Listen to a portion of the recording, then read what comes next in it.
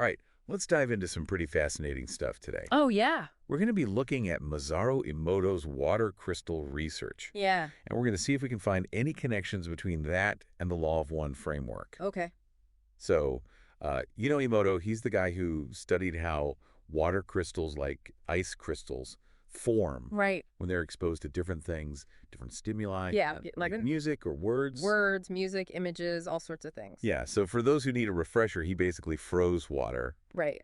and took pictures of the ice crystals. Yeah. But the interesting part is that he exposed the water to different things before he froze it. Mm. So he exposed it to, pictures or words. Yeah. Like he would write words on a piece of paper Yeah. and tape it to a bottle of water or something like that. Yeah. And the crazy thing is that, like, positive stimuli, Right. like, Like the words love and gratitude. yeah, love and gratitude, or classical music Or classical music. that created beautiful, symmetrical crystals. Mm. Yeah. Beautiful crystals. But when he exposed the water to negative stimuli, Yeah. like, Like the words you fool. yeah, you fool, or heavy metal music, Right. Heavy metal. the crystals were all messed up. Distorted. Yeah. Yeah, it was like the water was, like, absorbing the energy or the vibes. Oh, for sure. Yeah. Good or bad.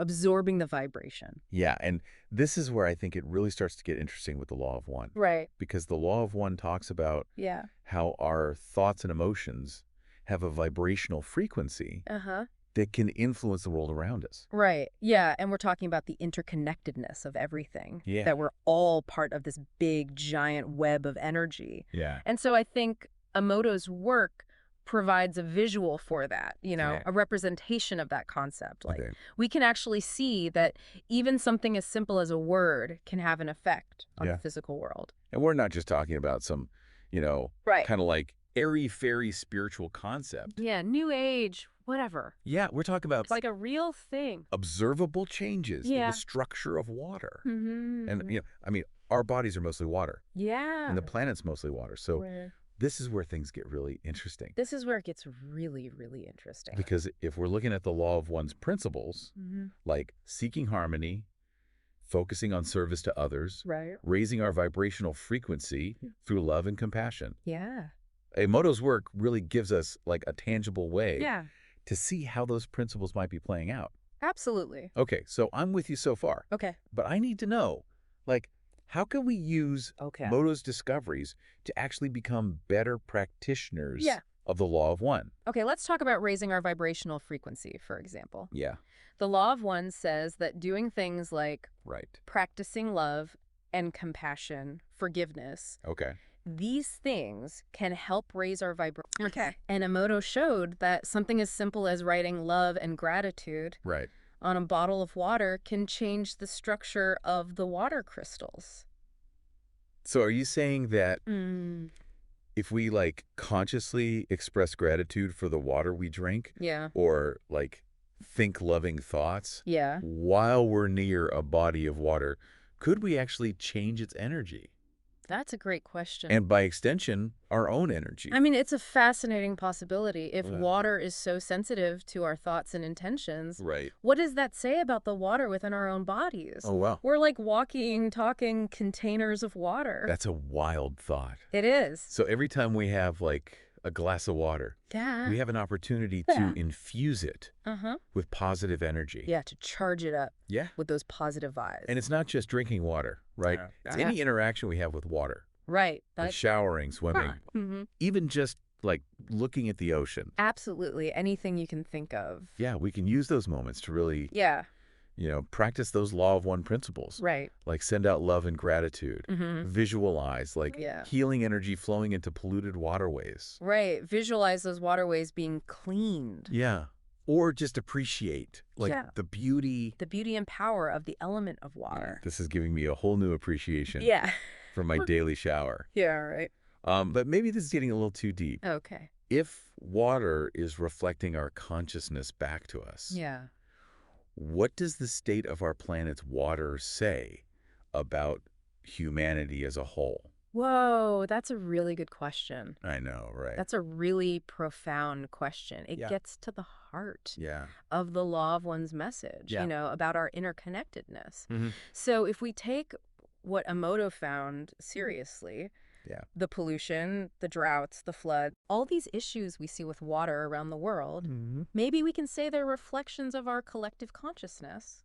So we need to heal ourselves if we want to heal the planet. I think so, yeah. Wow, that's It's not about blaming anyone or yeah. shaming anyone. Right. It's recognizing that we're all part of this. Right. And our individual thoughts and emotions, actions, all contribute to the bigger picture. Okay. So by focusing on those law of one principles, like choosing love over fear, compassion over judgment, we can start to shift Yeah. the collective consciousness Absolutely. and ultimately heal ourselves and the planet. I think that's the goal, yeah. And Emoto's work Yeah. shows us that transformation can actually happen. Yeah. Like, think about those crystals. Right. Even water that was polluted formed beautiful structures Yeah. when exposed to love and gratitude. It's like we're rewriting the script of the water. Yeah, one water molecule at a time. One molecule at a time. I am definitely going to be looking at my next glass of water differently. Me too. Me too. Yeah. That's a great place to start, I think. Yeah. So welcome back to our deep dive. Yeah, I'm still kind of thinking about that whole idea that we're basically talking water filters, just processing all this energy through ourselves. Yeah, that's crazy. If we can change the energy of the water with our thoughts, I mean, that's... The possibilities are pretty wild. Yeah, it is wild. Yeah. And that's what's so cool about bringing Emoto's work and the law of one together. Yeah. They both highlight how we're not just, receiving whatever life throws at us. Right. We're active participants. Yeah, we're actively shaping our reality. Okay, but like, how can I do that? Like, what are some like concrete examples Okay, sure. of how I can use this knowledge Yeah. to live a more harmonious, law of one aligned life? Okay, let's take the law of one's emphasis on service to others. Okay. Remember how Emoto showed that even polluted water could form beautiful crystals when exposed to like prayer or loving intentions? Right. So what if we apply that to our actions in the world? So like instead of just like donating to a charity, could I also like send them loving energy? Exactly. You could combine action with intention. Okay. Like donating to an organization that cleans up the ocean and then visualizing those waters becoming clear and vibrant, full of life. I like that. Yeah. It's like adding an extra like oof to your action. Totally. Yeah. Like an extra layer of power. And it's not just about big outward actions, even small things. Like making tea for a friend can be an act of service infused with love. Okay. Like, imagine as you're boiling the water. Right. You're holding the intention of creating a warm, comforting space for your friend to relax and recharge. Okay, so we're talking about being more mindful of our intentions. Yeah, in every aspect of our lives. Even, like, the really small stuff. Even the mundane things. Yeah, but sometimes it's hard to stay positive, all the time. Especially when things get tough. Yeah, life gets messy. Yeah, for sure. So, like, what do you do then? Well, I mean, we all experience those moments of doubt, fear, anger. Right. But even then, Emoto's research gives us tools to help us, to shift our energy. Okay. Remember how he showed that those beautiful crystals formed when the water was exposed to words like love and gratitude? Right, and even that love and gratitude water was able to, like, withstand the negative energy of a microwave. It was like it was protected by that positive vibration. Yeah, which, metaphorically speaking, feels pretty relevant. Oh, for sure. To life these days. Yeah, absolutely. Yeah. So when you're feeling overwhelmed, stressed out, grumpy, try this. Just pause. Okay. Take a deep breath. Okay. And consciously choose to focus on something you're grateful for. Oh. It could be as simple as the warmth of the sun or a good cup of coffee. Yeah, okay. Anything you can think of. I can see how that would, like, shift your energy. Yeah. Even if it was just a tiny bit. Even a small shift can have a ripple effect. Right. And that's another key principle of the law of one. Okay. Everything is interconnected. Right. Our individual energy contributes to the collective, and the collective energy influences us. Right, so it's like a feedback loop. It is. It's a big feedback loop. So even if I'm just, like, sending good vibes to my houseplants, I'm contributing to a more harmonious world. Absolutely. Okay, so we've talked about service to others, raising our vibration. What other law of one principles? Okay, good question. Can we, like, connect to Emoto's work? Let's talk about the concept of seeking harmony. Okay. The law of one emphasizes balance within ourselves, with others, with the universe as a whole. Okay. And Emoto's research really shows us how harmony manifests on a physical level. You're talking about, like, those perfectly symmetrical crystals. Exactly. Those crystals are a reflection of harmony. It's energy flowing freely, effortlessly. Okay. And when we cultivate harmony within ourselves, through things like meditation, forgiveness, spending time in nature, we're creating those same harmonious structures within our own being. So it's like we're aligning our inner world with the beauty and order of the natural world. I think so, and that alignment has a ripple effect. Okay. It extends outward to our relationships, our communities, the planet as a whole. Wow. Okay. I'm starting to see how this all fits together. Yeah, it's all connected. So by working with the energy of water, we can not only, like, deepen our understanding of the law of one, but also embody its principles more fully. And that embodiment is what really matters. Right. It's not about memorizing rules. It's about integrating those principles into our lives. It's about becoming, like, living expressions of love. Right. Compassion, harmony. That sounds like a pretty awesome way to live. It is. It is. But it also sounds like a lifelong journey, you know? It is a journey. Not a quick fix. It's not a quick fix. And the law of one reminds us it's okay to take it one step at a time. Okay. You know, we don't have to be perfect. Every small act of love, every moment of gratitude, every intention of healing, they all contribute to the greater good. This is all very inspiring. Yeah. But, you know, I have to admit, part of me is still a little skeptical. Yeah, that's okay. Like, is it really that simple? Right. Can we really change the world just by thinking good thoughts and being nice to water? That's a valid question. Yeah. I think it's important to approach these concepts with a healthy dose of discernment. Okay.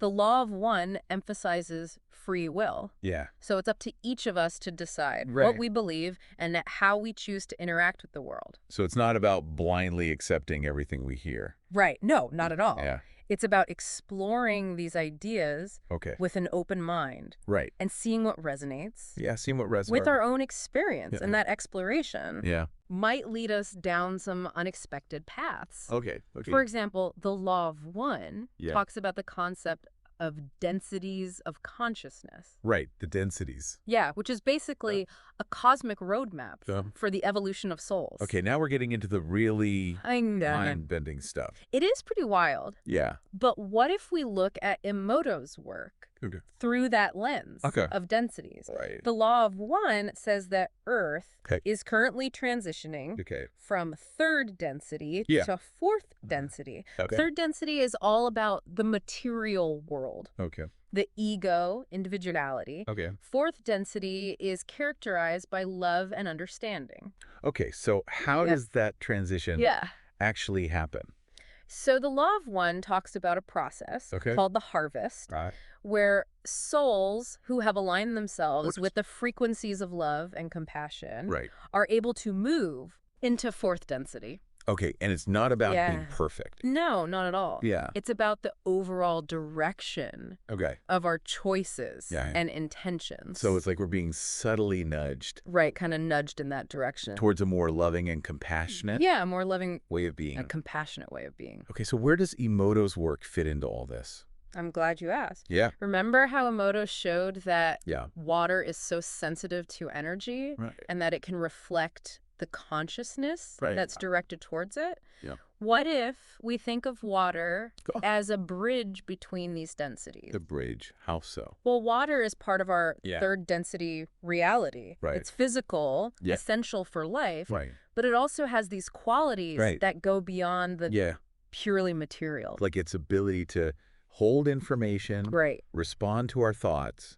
Almost like it's a living being. Exactly. And that's where I think the bridge analogy comes in, by working with water consciously, imbuing it with love, gratitude, positive intentions. Okay. We're raising its vibration. Okay. Aligning it with those fourth density frequencies. So it's like we're giving the water a little boost. Yeah, giving it a little boost. Helping it evolve with it. Evolve along with us, exactly. And maybe in doing so, we're also preparing ourselves for that transition. I think so, yeah. By raising the vibration of the water within and around us, we're also raising our own vibration. Right. Making ourselves more receptive to those higher frequencies. Oh, this is starting to make sense. Yeah. But that's a lot, I know. A lot to take in. It's a lot to wrap your head around. Yeah. Can you give me some, like, practical examples of how we can use water to bridge this density gap? Let's go back to those simple practices we talked about. Okay. Expressing gratitude for the water we drink. Sending loving energy to bodies of water. Right. Taking a moment to appreciate the beauty of a raindrop. Okay. These seemingly small acts can have a profound impact on our energy. Yeah. On the energy of the water. So we're not talking about, like, elaborate rituals. No. It's more about shifting our awareness and intention in our everyday interactions with water. So we start to see water differently. Exactly. Yeah. It's not just a commodity. Right. It's a partner in our spiritual evolution. I love that. Like, we're forming a conscious partnership with this incredible element. Yeah, an incredible element that's so essential. Yeah. And that partnership can go beyond our personal lives. Think about the environmental challenges we're facing. Right, like pollution. Pollution, droughts, floods. Yeah. What if we approach these issues from a place of love and compassion for the water? Instead of, like, fear or guilt. Yeah, instead of just trying to fix the problem, Right. we're also sending healing energy to the water. Like, we're visualizing it. Yeah, visualize the oceans, rivers, lakes becoming clean and vibrant, teeming with life. It's like we're creating like a giant wave. Yeah, a giant wave. Of healing energy. Healing energy. Washing over the planet. Yeah, and that wave, fueled by the intention of millions of people, could have a transformative effect. Wow. Not only on the environment, but also on our collective consciousness. Okay, this is all very hopeful and inspiring. It is inspiring. But what about, like, the people who aren't into this whole water consciousness thing? Right. Well, the law of one reminds us that everyone's on their own journey. Okay. We can't force anyone to believe anything. Right. But these practices benefit us. Right. Regardless of what anyone else believes. So even if someone's like, this is all nonsense. Right. If they're expressing gratitude for a glass of water or appreciating a waterfall, they're still raising their vibration, contributing to a more harmonious world. It's like we're all these interconnected water droplets. We are. We're all connected. Reflecting and amplifying each other's energy. And as we continue to explore the mysteries of water and consciousness, who knows what we'll discover? Right. It's an exciting journey. Yeah, this deep dive has definitely left me with more questions. That's a good thing. Than answers. But in a good way. Yeah. Like a whole new world. Yeah. It is like a whole new world. Has opened up. And that's the beauty of it. Yeah. The more we learn, the more we realize how much more there is to discover. All right, so let's try to unpack this whole density thing. Okay. It's one of those law of one concepts. Right. That I always kind of get tripped up on. Yeah, it's pretty out there. Yeah, so remind me again. Yeah. What are densities exactly? So densities are like these stages of spiritual evolution, kind of like a cosmic video game. Okay. Where you've got different levels of awareness. Right, okay. And the law of one talks about 7 densities. Okay. And each one has its own characteristics and challenges. Okay. And we're currently on Earth transitioning from... Yeah, we're in this transition period. 3rd to 4th. From 3rd density to 4th density. What does that actually mean? So 3rd density is all about the material world. Okay. You know, developing the ego. Right. Exploring individuality. It's where we learn about things like duality, choice, and, you know, the consequences of our actions. So it's like the school of hard knocks. Totally. Yeah, like trial and error. Yeah. And as we learn and grow, our consciousness expands and we start to, you know, vibrate at a higher frequency. Okay. And eventually we reach a point where we're ready to move on to 4th density. Which is all about love and understanding. Exactly. That's the goal. Sign me up. Right. But how does that transition actually happen? So the Law of One describes a process called the harvest. The harvest, okay. Where souls who have aligned themselves with the frequencies of love and compassion are able to move into fourth density. Okay. And it's not about being perfect. Okay. It's not about achieving enlightenment or something like that. No, it's not about that. It's about the overall direction of our choices and intentions. So it's like we're being kind of gently nudged. Right.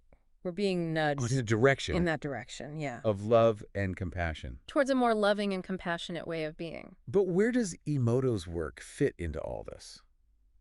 That's a great question. Yeah. So remember how he showed that water is super sensitive to energy? Right. And it reflects the consciousness that's directed at it? Yeah. What if we think of water as like a bridge between these densities? A bridge. Yeah. Okay, how so? Well, water is part of our third density reality. Right, it's a physical substance. Exactly. It's physical, essential for life as we know it. Right. But it also has these qualities that kind of extend beyond the purely material. Yeah, like the way it holds information or responds to our thoughts. Yeah, like it's almost like a living being. Yeah, it's pretty wild. Yeah, it's fascinating. And that's where the bridge analogy comes in. Okay.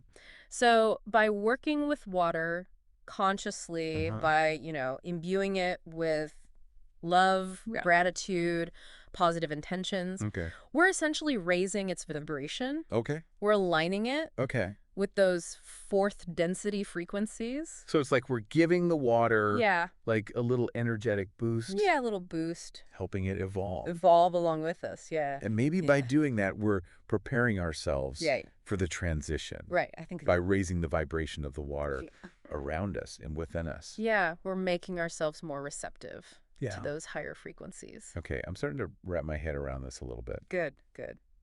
But it is... it's a lot, I know. It's a lot to take in. It's a lot to wrap your head around, yeah. So what are some practical things that we can do to use water to bridge this density gap? Okay, well, let's go back to those simple practices we talked about. Yeah. Expressing gratitude for the water we drink. Right. Sending loving energy to bodies of water. Just taking a moment to appreciate the beauty of a raindrop or something like that. Right. These small actions can have a really big impact on our energy and the energy of the water. So it's not about doing anything super complicated. No, not at all. Okay. It's more about shifting our awareness and our intention. Okay. In our everyday interactions with water. And we start to see water in a different light. Yeah, it's not just a commodity. Yeah. It's a partner in our spiritual evolution. I love that. Yeah. So we're forming this conscious partnership. A conscious partnership. With water. With this incredible element, Which is so essential to life. Absolutely. And that partnership can go beyond our personal lives. Right, exactly. Right, like how we interact with the environment. Exactly. So think about the environmental challenges we're facing. Right. Pollution, droughts, floods. Yeah. What if we approach those issues not just from fear or guilt, but from love and compassion for the water? So instead of just trying to fix the problem, we're sending healing energy to the water. Yeah, we're sending love to the water. Okay. We're visualizing the oceans and rivers and lakes becoming clean and vibrant, full of life. It's like we're creating this giant wave. Of healing energy. Washing over the planet. Yeah, and that wave, fueled by millions of people. Fueled by intention. Could really make a difference. Absolutely. It could have a transformative effect. Wow. Not just on the environment, but on our consciousness. This is really inspiring. It is inspiring, yeah.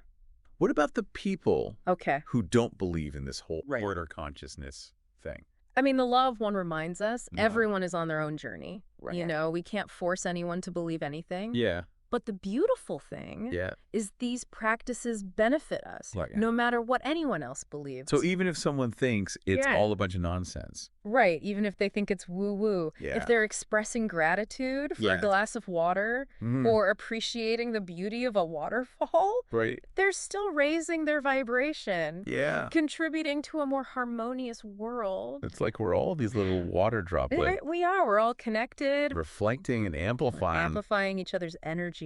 And as we keep exploring, these mysteries of water, and consciousness. Who knows what we'll find? Right. There's so much more to discover. This has been a really interesting deep dive. It has been a deep dive.